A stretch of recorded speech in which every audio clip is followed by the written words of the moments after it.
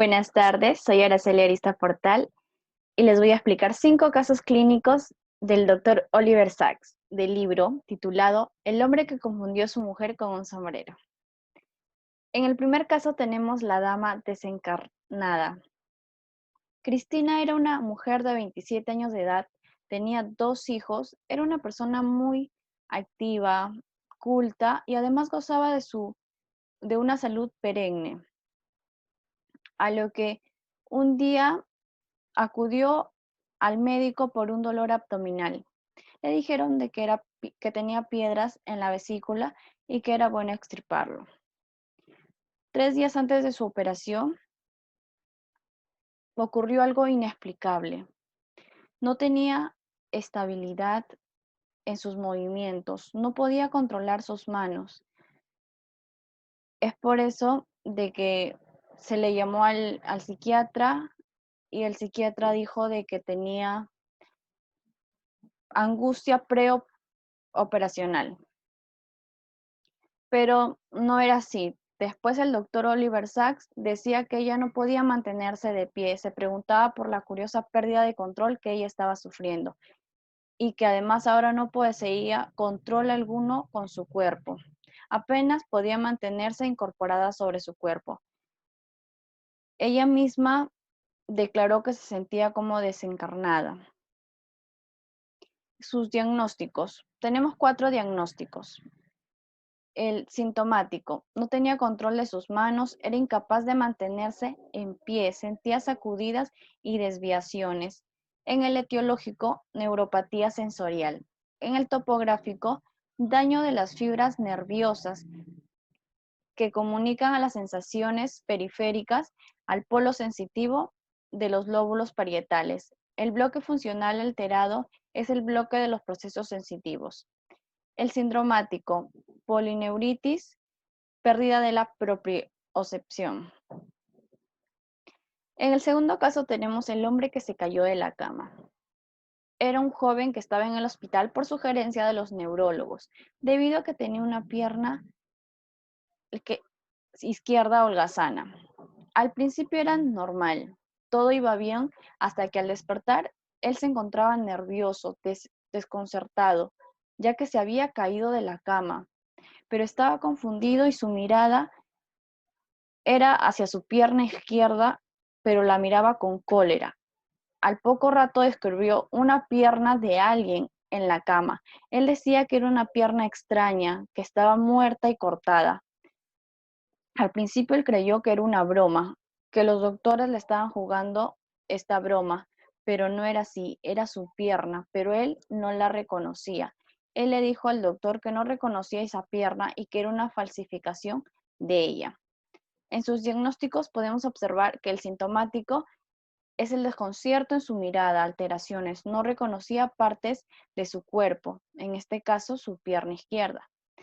En el etiológico, fibrilación atrial. En el topográfico, lesiones en el lóbulo parietal posterior, áreas 7 y 40 de Brodmann del hemisferio derecho. En el sindromático, somatoagnasia. Como tercer caso tenemos el discurso del presidente. En este relato trata de Emily, una paciente con agnosia tonal, que no podía reconocer expresiones a través de la voz. Ella captaba las emociones de las personas mediante los gestos y expresiones corporales. Pero aparte de tener un glioma, tenía un glaucoma maligno que le estaba quitando rápidamente la vista. Ella descubrió que con la prosa podía identificar los sentimientos en una palabra. Es así que en el discurso del presidente, para ella no fue convincente y sabía que ocultaba algo, ya que no había una buena prosa. Como dice el doctor Sachs, a la mayoría de los seres humanos se nos puede engañar con las palabras, pero a las personas con agnosia tonal hay que hacerlo con las expresiones corporales, y eso no resulta tan fácil. Diagnósticos. El sintomático no captaba la cólera, alegría o tristeza en una voz. Etiológico. El glioma. Topográfico. Lesiones en el lóbulo temporal y frontal del hemisferio izquierdo. Áreas de Broca y Wernicke, según Segunda unidad funcional según Luria. Sindromático, agnosia tonal. Cuarto caso, reminiscencia. Trata de dos señoras que sufrían de sordera y cierto día empezaron a escuchar música dentro de su cabeza. Era algo inexplicable, ya que esa música era de su pasado, eran recuerdos, pero no se explicaban por qué solamente ellas podían escucharlo. Así que acudieron al otólogo, que les dijo que no era problema de sus oídos. La derivaron al psiquiatra y le dijo que no era su mente y que no estaba loca. Le recomendó ir al neurólogo, al doctor Sachs, donde él analizó los casos de las dos señoras y tras varias pruebas se dio cuenta que había lesiones en el lóbulo temporal. Él decía que podría ser una epilepsia musical, aunque era un poco contradictorio en sí mismo.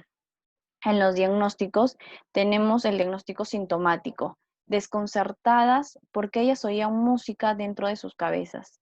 Etiológico, sordera, topográfico, lesiones en el lóbulo temporal, alucinaciones experimentales. Sindromático, trombosis o infartación en una parte del lóbulo temporal derecho. Como quinto caso tenemos un pasaje a la India. Trata de una muchacha de 19 años que tiene un tumor maligno en el cerebro. Se había manifestado cuando ella tenía 7 años, pero no era tan maligno y estaba bien delimitado. Eso permitió una resección, la cual ella hizo su vida normal por 10 años, ya que el tumor volvió a aparecer cuando ella tenía 18 años, pero más expansivo y maligno. Ya no era posible extirparlo, así que ingresó a la clínica con debilidad y parálisis del lado izquierdo. Ella parecía aceptar el destino que le esperaba, y es por eso que disfrutaba mientras pudiese. Tenía ataques más frecuentes y más extraños. El doctor Sachs le preguntaba si le molestaban esos sueños. Ella decía que no, que era como volver a casa. Pasó una semana y dejó de reaccionar a los estímulos externos.